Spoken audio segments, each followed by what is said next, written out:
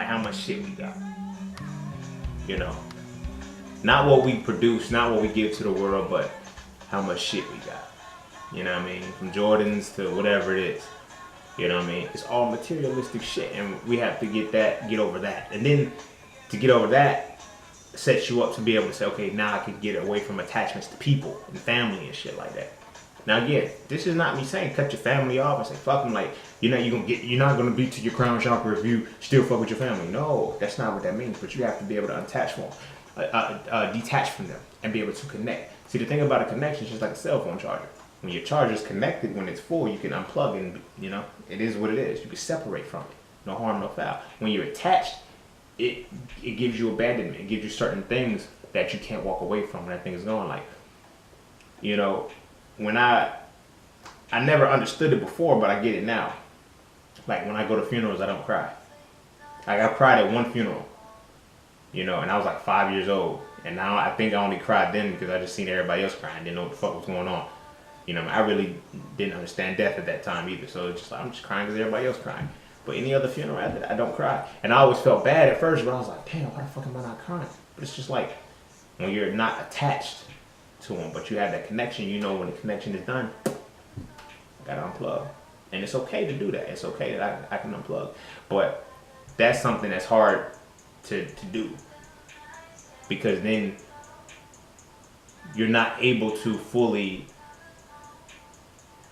in order to detach from something, you have to then still, like I said, you have to have all of the other previous ones cleared. Because when you start attaching from shit, and you haven't dealt with the blockages of you know, fear or shame or guilt.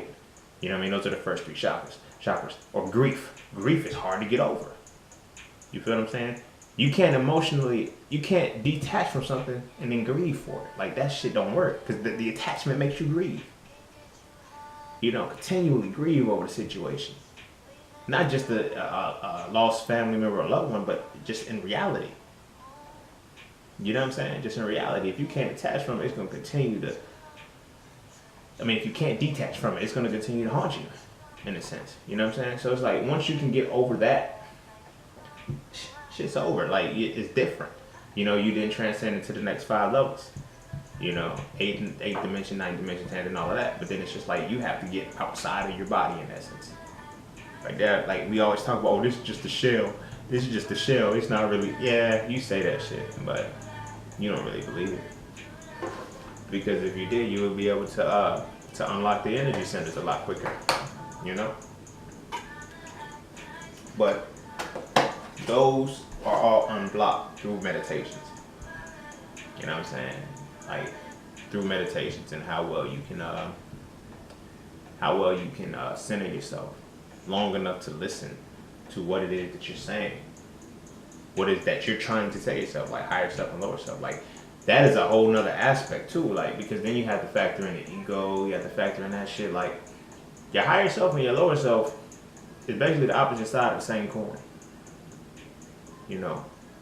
And it gets me because so many people want to just stop fucking with their lower self.